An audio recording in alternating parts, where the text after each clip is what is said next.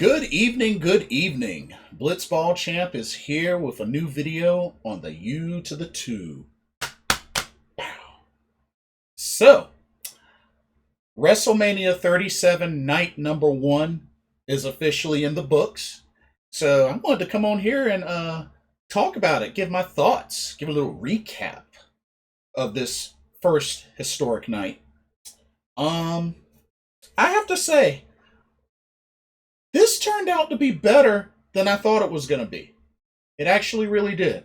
So, first off, there was unfortunately about a 45 minute weather delay. Of course, WrestleMania was supposed to start at 8 p.m., but due to bad weather, they had like some storms.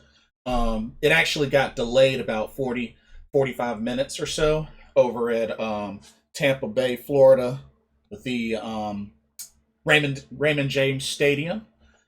So it took a while for them to finally kick off the first match, but you know, with it being outside and with actual fans in attendance, I believe it was even mentioned that the winds were strong enough that it was blowing over the floor seats. They had floor seating in front of the ring at this event. So, but yeah, let's get started. So, opened up WrestleMania 37 Night 1 with the WWE Championship match, where the almighty Bobby Lashley, accompanied to the ring by MVP, defended against Drew McIntyre. Now, overall, this match was pretty good overall. You know, I think this was a matchup that a lot of people were kind of looking forward to seeing. You know, these two have come a long way in their careers, and you know, Drew McIntyre recently last year had his WrestleMania moment, won the Royal Rumble as well. You know, Bobby Lashley not too long ago become WWE champion for the first time, and now you know, he has the opportunity to, you know, really be a part of WrestleMania. And, you know, this match, you know, at one point was kind of slowing down some. But then, you know, near the middle and the end of the match, it really picked up quite a bit. I mean, it was back and forth. Bobby Lashley attempted the hurt lock a couple of times, and Drew was able to power out of it. We even saw Drew McIntyre fly all over the place, you know, dove outside of the ring, which big man can fly, as he's proven on so many different occasions. Took out MVP and Lashley with that. You know, MVP played a role in this, and you know, was able to get some distractions. Even Drew hit 3 future shock DDTs on Bobby Lashley at one point, but still wasn't enough to get the pinfall. Went airborne to do a Claymore, but completely missed after the distraction from MVP. And then when Bobby Lashley was finally able to lock on that hurt lock, Drew tried to back roll out of it, but Bobby Lashley held on tight and was able to eventually make Drew McIntyre pass out to the ground. And Bobby Lashley retains via submission and still your WWE champion. Now, you know, there was a lot of speculation as to what could have happened with this. I know there's speculation as to potentially Drew winning the title back in front of fans, but I think it's looking like they're going to ride Bobby Lashley as WWE champion for a while. And you know what? I'm cool with it. I'm definitely cool with it. You know, it was a good opening match. Was kind of slow at some points, but it was still a pretty good opening match. And I have no complaints with the winner. So, but yeah, kudos to Bobby Lashley on retaining the WWE Championship. Let's see. And then next up, we had the Tag Team Turmoil Turmoil match with the ladies, which the winner of this match would go on into night 2 to get a women's tag team title shot against Nia Jax and Shayna Baszler, the current champs. So we started off this tag team turmoil match with the teams of Naomi and Lana and Carmella and Billie Kay. And the way this would work, after each team that gets eliminated, a new team comes in. So it's pretty much like a gauntlet, pretty much. So started out with these two teams, and Naomi and Lana get eliminated by Carmella and Billie Kay. Billie Kay had the pin, and Carmella had her feet on Billie Kay's back to help support and leverage for the pin. But yeah, so Carmella and Billie Kay eliminate Naomi and Lana first. Second team that comes out was the Riot Squad. Of course, the Riot Squad came in, and it was down to them and Carmella and Billie Kay. They ended up eliminating Carmella and Billie Kay. And then after they were eliminated, out comes Mandy Rose and Dana Brooke, who Mandy Rose unfortunately had a little slip and fall on the rampway. So, I mean, she tried to play it off, but they caught it on camera, and it was right there in front of the fans, and she got up and tried to play it off, but poor Mandy Rose with a little slip and fall on the ramp. But I mean, it was raining, ramp is slick. Thankfully that didn't happen again for the rest of the night, but it definitely was caught on camera. But Mandy Rose and Dana Brooke came out, and then they got eliminated as well by the Riot Squad. So then the last team to come out was Tamina and Natalya. They were the final team. And surprisingly, well, maybe not too surprisingly, Natalya and Tamina ended up eliminating the Riot Squad, which I thought was pretty neat that they did the heart attack, and instead of Natalya going for the sharpshooter, she wanted Tamina to get tagged in so she could do the Superfly Splash, Jimmy Snuka, which she did and was able to get the pin and the victory for her team. And I got to give Natalya props for that, for giving Tamina that spot on WrestleMania to pay homage to her father, Jimmy Superfly Snuka, with a Superfly Splash. So I thought that was a pretty cool moment. That was a really cool moment. I mean, I was going for the Riot Squad the whole time because feel like they're the only main legit tag team in this match. I guess Mandy Rose, Dana Brooke, I guess. But Riot Squad were really the only legit tag team in this match. But Natalya and Tamina have had a lot of momentum lately, so it doesn't surprise me too much that they won this match. And tomorrow night, they're going to get the tag title shot against Shayna Baszler and Nia Jax. The match itself overall, aside from me going for the Riot Squad, it wasn't really a match that I was so excited about. So, it is what it is. I do enjoy seeing the double team offense from Ruby Riott and Liv Morgan, the Riot Squad. And I just hope at some point they do become tag team champions. These two ladies have great chemistry. They're a great tag team. Their synchronicity has been excellent. I really hope they get a tag title run at some point. They deserve it. They're a legit tag team. I really want that for the Riot Squad as soon as possible. So that's just my take on that. Next up, we had Cesaro versus Seth Rollins, and Seth Rollins supporting a new theme, which is like, I guess, like a remix of "Burn It Down," which I wasn't really feeling it. The arena effects were pretty nice, but I don't think it's better than his usual "Burn It Down" theme. So, eh. But this match was definitely great.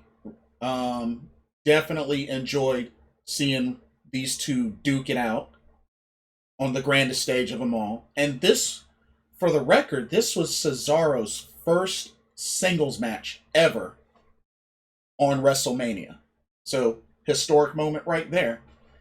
And this was great. This was back and forth. I mean, we saw a lot of European uppercuts, a lot of strikes. I mean, we saw a lot of high flying from Seth Rollins, which, he can be known for doing that. I mean, he did a lot of that, especially back in ROH when he was Tyler Black. So definitely no stranger to that. We saw a whole bunch of swings. I think they counted 23 swings at one point from Cesaro on Seth Rollins, and ultimately was able to put Seth Rollins away with did the airplane spin, like a reverse airplane spin with Seth on his shoulders. One more neutralizer, and was able to get the victory. A much needed victory for Cesaro. Very much needed, and I am so glad WWE did the smart booking with this. These two already have the ability to make a great match, but just the story and the build up, that they told in this match really says a lot. And Cesaro hasn't won a title in a long while, so this victory is definitely very meaningful and something that Cesaro has needed badly for a while. So I gotta give WWE credit, and Seth Rollins credit for really putting Cesaro over in this match. And these two had a great match, and I'm happy Cesaro won. I think that was the very, very right outcome, and big victory for him. His first singles match ever at WrestleMania, and he gets a victory. So Cesaro, congratulations. Very well earned, much deserved. The only thing I can say after this, please get him back into the title picture. Intercontinental title, WWE Universal title, whatever. Just get Cesaro back into the title picture. Get him back into the title picture. He deserves it. Get him back into the title picture. But yeah, great match. But definitely these two tore the house down, and Cesaro got a much needed victory. Okay, next up, we had the Raw Tag Team Championship match. The New Day defended against AJ Styles and Omos. It was really good to see Big E do the usual New Day intro live. So I thought that was really cool that he got a chance to do that live. And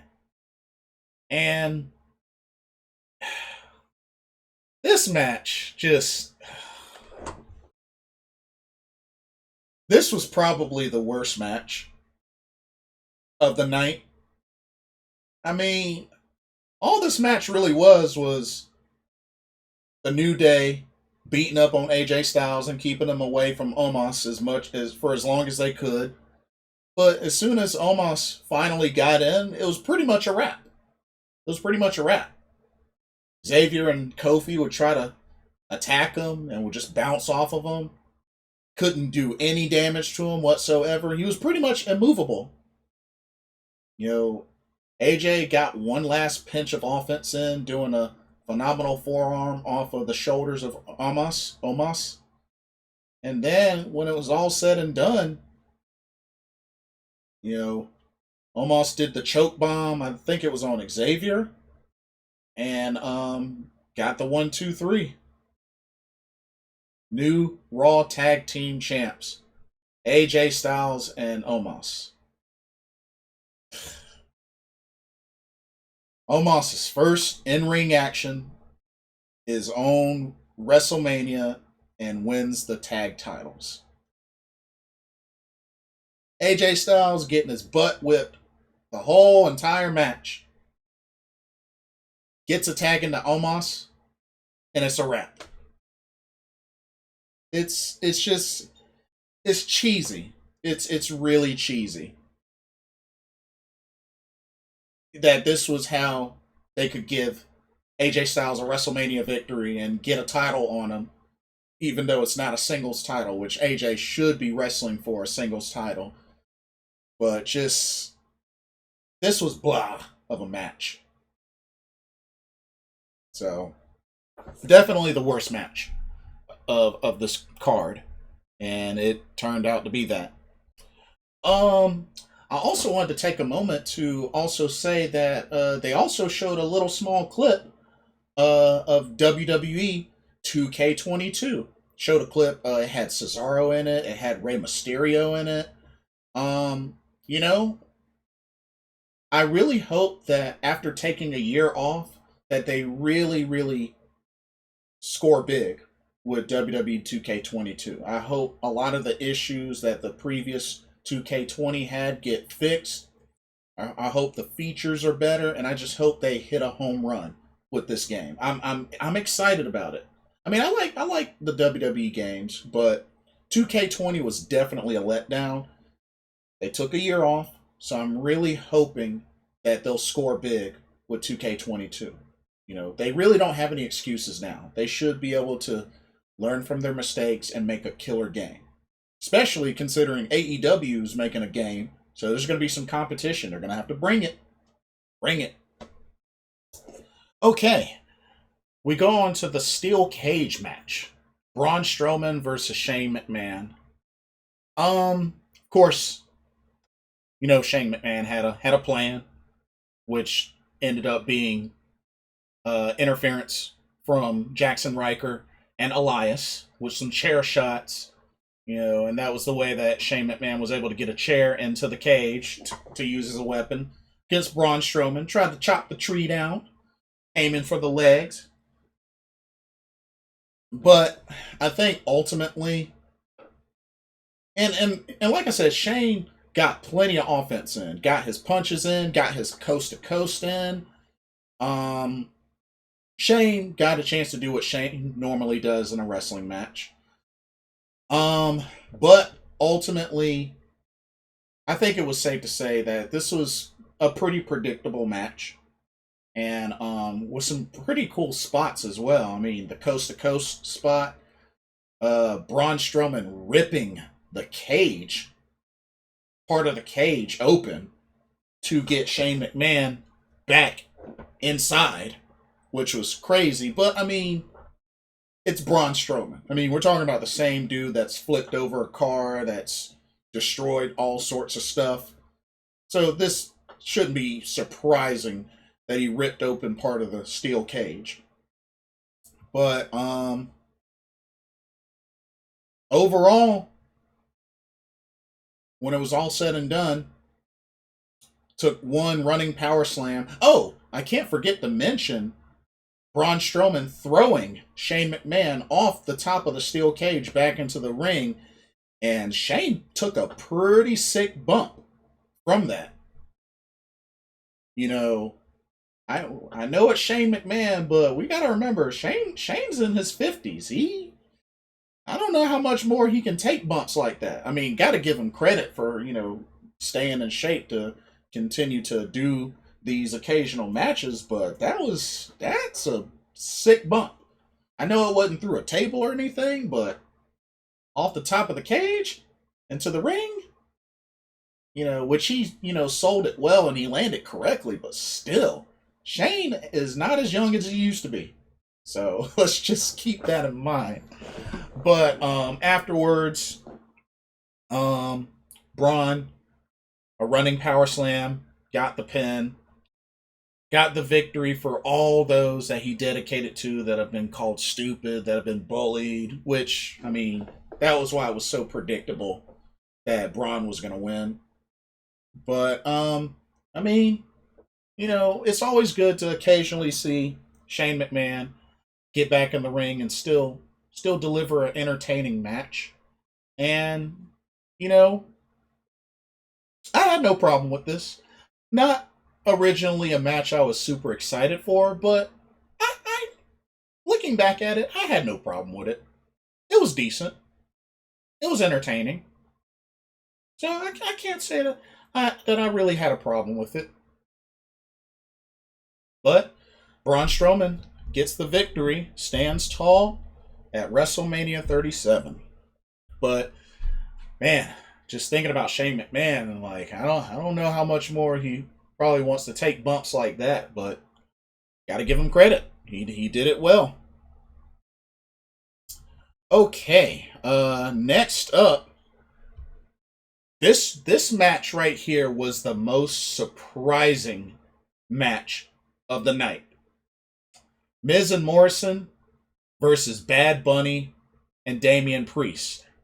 First off, shout out to Bad Bunny coming into the ring on a speeding big rig while holding on to like motorcycle handlebars on top of the big rig. That was interesting. That was really interesting.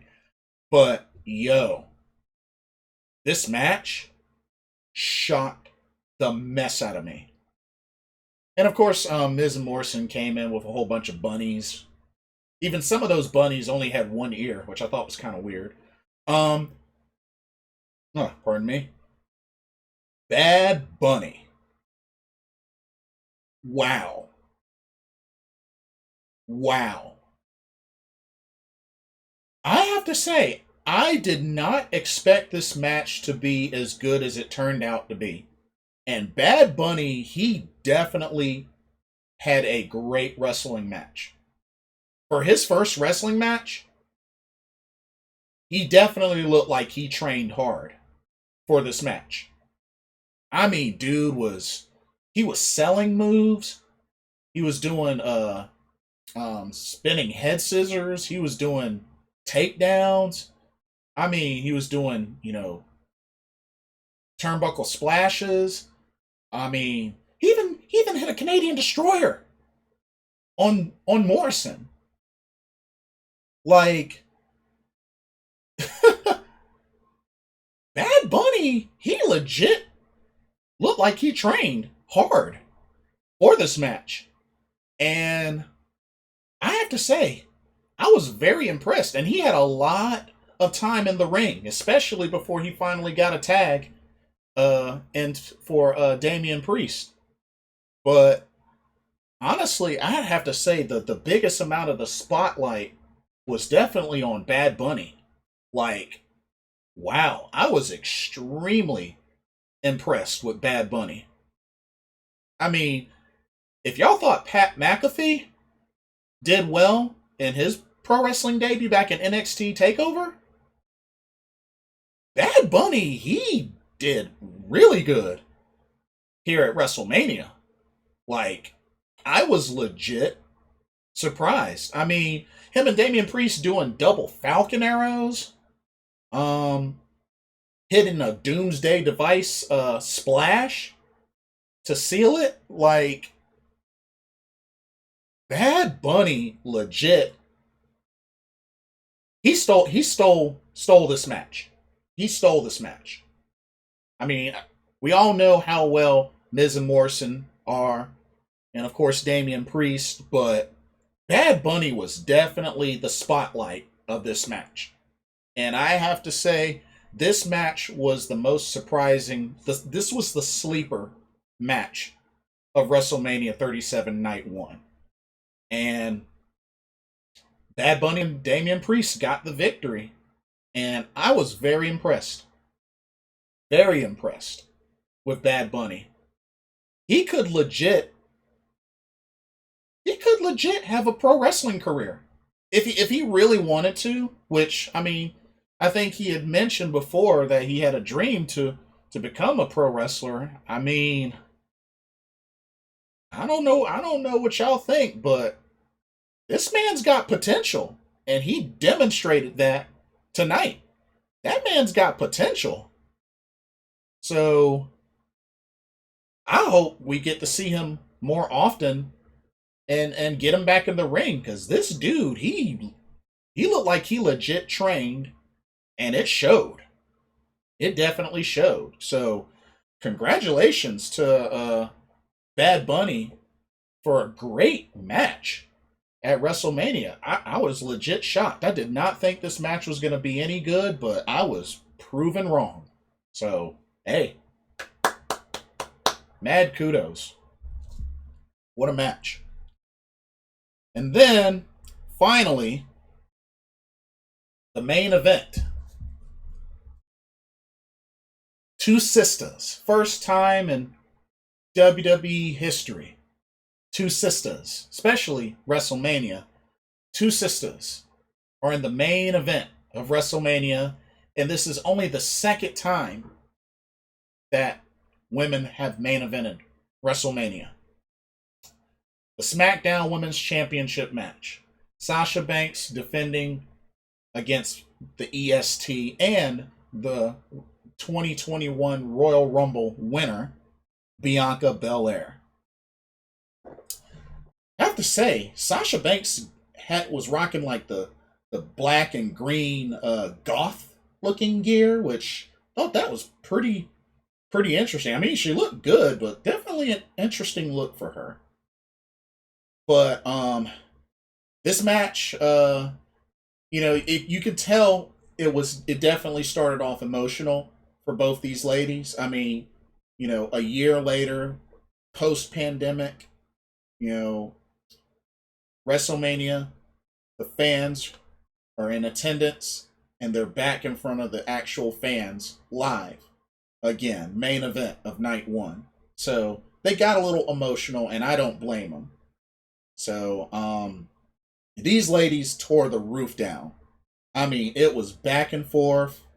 Sasha got an offense, Bianca got an offense, and Bianca press slammed Sasha after catching her on a suicide dive, lifting her up, walking up the steel stairs, still holding her, and then tossing her in the ring. Like, what is it that Bianca Belair can't do?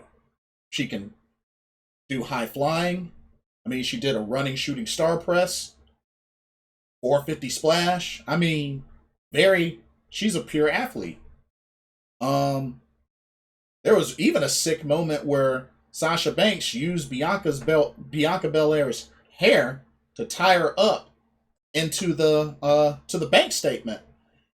But thankfully, Bianca was able to roll and power out of it to get to the rope, which I thought was pretty impressive.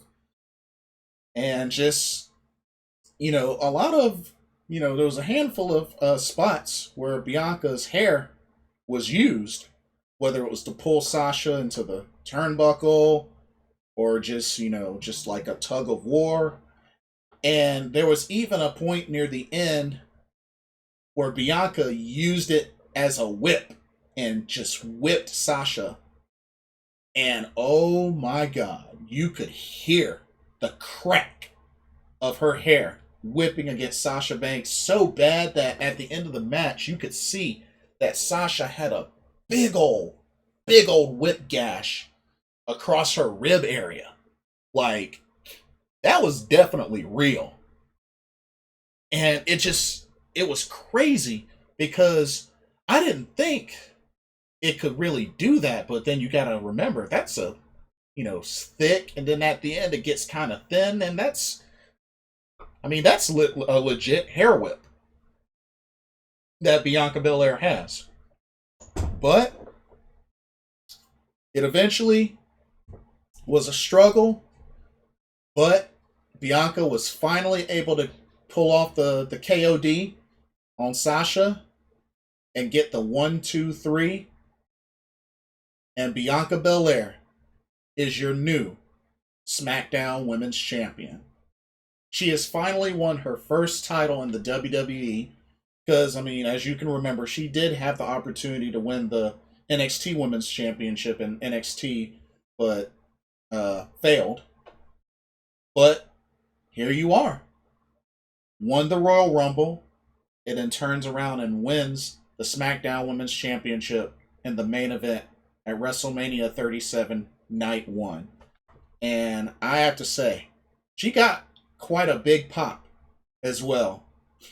And such a great match. These ladies really pulled out all the stops, and it was great. For that to be the main event, definitely was excellent.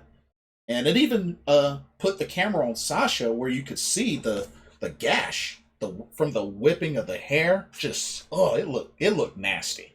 It looked nasty. But